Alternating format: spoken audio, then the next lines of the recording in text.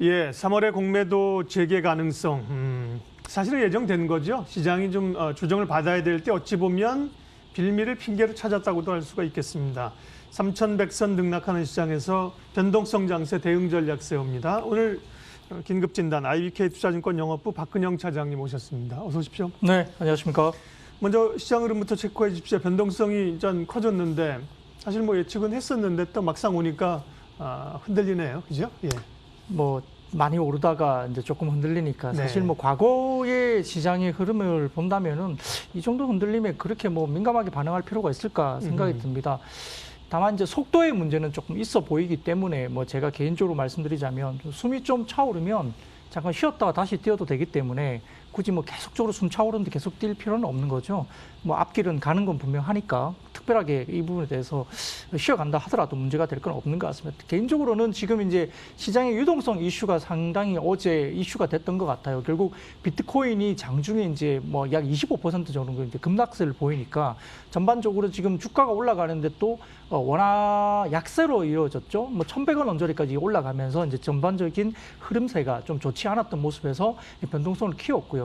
기관의 매도세가 뭐 동시다발적으로 상당히 크게 흘러나왔고 외국인들의 포지션, 선물 포지션 같은 경우도 그랬습니다. 그래서 어제 같은 경우에 100포인트 이상 오르던 장이 뭐 약 50포인트 마이너스까지 갔다가 이렇게 변동성이 굉장히 커졌던 상황인데요. 다만 이제 특정 종목이 좀 쏠림 현상이 강했습니다. 삼성전자를 포함한 현대차 그룹이라든지 증권업종 이렇게 굉장히 좀 쏠림 현상이 강했기 때문에 여기에 대한 변동성은 사실 좀 견디기가 조금 이제 시기적이나 아니면 이제 심리적으로 좀 힘들었을 것 같은데요.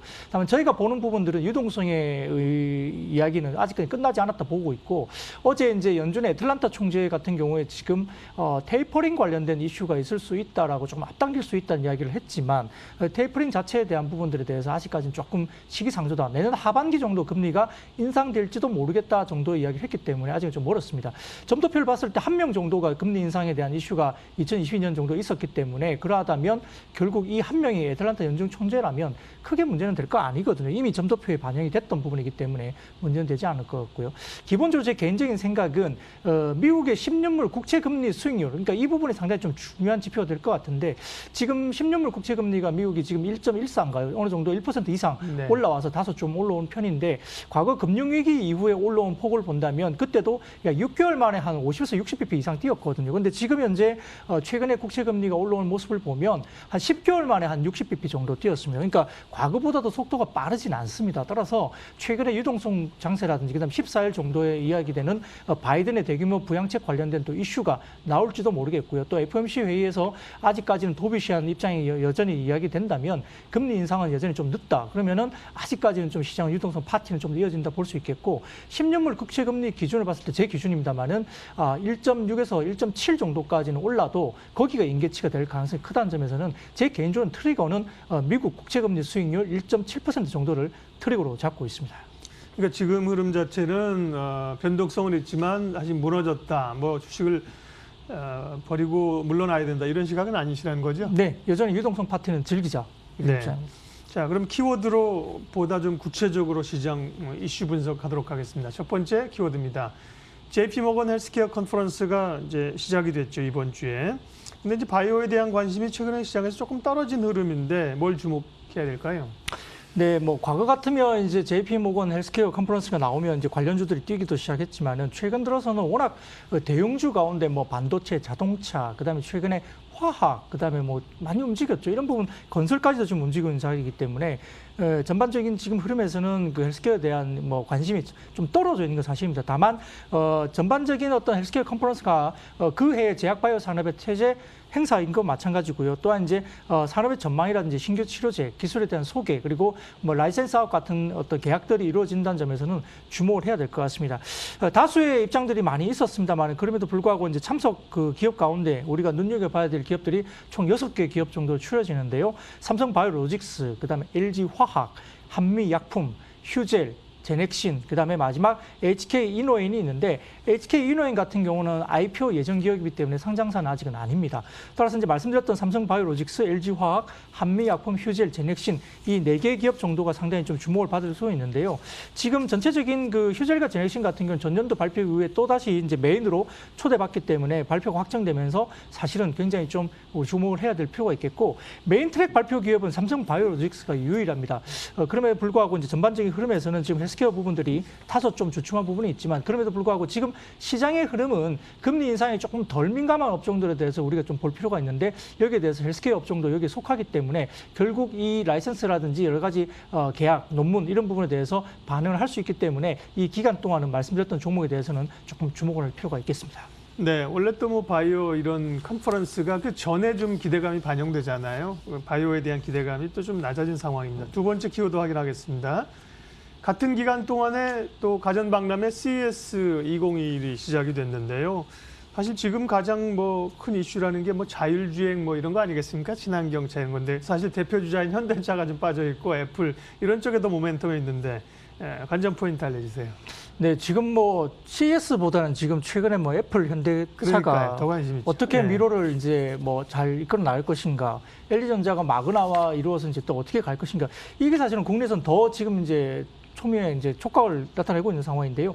CES의 관전 포인트 올해 같은 경우는 이제 핵심 키워드가 올 디지털 컨셉입니다. 결국은 AI, 인공지능이라든지 IoT 기반 그리고 5G 등의 기반이 될 수 있기 때문에 아마 이 부분에 대한 기술이 초점이 맞춰질 가능성이 크고요. 주목할 몇 가지 이제 섹터를 본다면 그 미니 마이크로와 LED 마이크로 관련된 이슈가 나옵니다. 그 여기에 대해서 결국은 이제 지금 미니 LED TV가 프리미엄급의 새로운 주류를 형성할 가능성이 크다는 점에서 삼성전자라든지 LG 디스플레이가 상당히 좀 주목을 하고 있는 상황이고요. 그다음에 이제 롤러블에 이어서 투명, 그다음에 밴더블 관련된 디스플레이가 차세대 기술로 지금 계속적으로 나가고 있는데 LG 같은 경우에 지금 롤러블 디스플레이가 나오면서 상당히 좀 극찬을 받고 있는 상황이죠. 이런 부분에 대해서 결국 이제 TV 부분에서 여러 가지 부분에서 미니 마이크로, LED 마이크로 이야기가 될 수 있을 것 같고요. 스마트폰을 말씀드렸듯이 이제 LG전자의 롤러블 폰 관련된 폼팩터가 새롭게 이야기 나옵니다. 삼성전자도 데뷔를 하고 있겠지만 LG전자의 롤러블 폰이 새로운 어떤 적자 부분을 좀 해소할 수 있는 새로운 폼팩터가 아닐까라고 기대가 상당히 큰 기간이기 때문에 최근에 이제 화웨이 공백이 있습니다. 여기에 따라서 삼성전자도 새로운 폰에 대한 출시 일정을 좀 앞당기면서 MS를 가져가려는 모습이 전략적으로 굉장히 그 적극적으로 나타나고 있기 때문에 이런 부분도 좀 눈여겨봐야 될 것 같고요.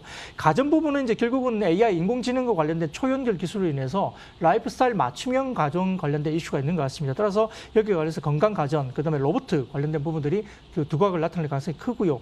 또한 이제 다섯 번째는 이제 자동차 전장 영역인데 IT 기업들은 모빌리티 진출 이 부분에서 최근에 애플의 행보와도 맞물려 있다 볼 수 있겠습니다.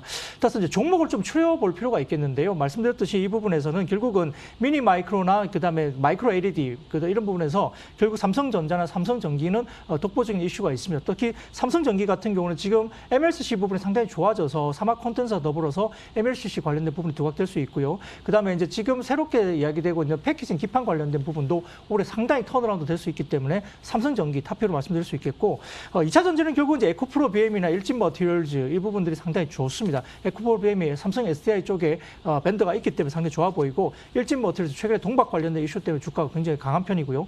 그다음에 이제 디스플레이 같은 경우는 결국 이제 말씀드렸던 미니 LED, 마이크로 LED 때문에 일진 디스플레이라든지 기가레인, 코세스 이런 부분들이 지금 이제 마이크로나 미니 LED 관련된 이슈입니다. 그리고 이제 캠트로닉스라든지 이런 부분들이 결국 말씀드렸던 그 모빌리티 관련된 자율주행 관련된 종목으로 말씀드릴 수 있겠고, 그다음에 이제 우리가 말씀드렸던 폴더블 폰 관련된 부분에서는 캠트로닉스 또 다시 들어가고요. 그다음에 JNTC라든지 UTI 이런 부분들 종목이 있기 때문에 이런 종목에 대한 관심을 가질 필요가 있겠습니다.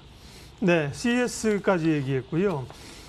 세 번째 키워드 확인하겠습니다. 키워드로 시장을 잇습니다. 세 번째는 통신주입니다. 소외된 통신주가 리레이팅이라는 건 이제 제자리를 찾아간다는 거죠. 뭐 이유가 있습니까?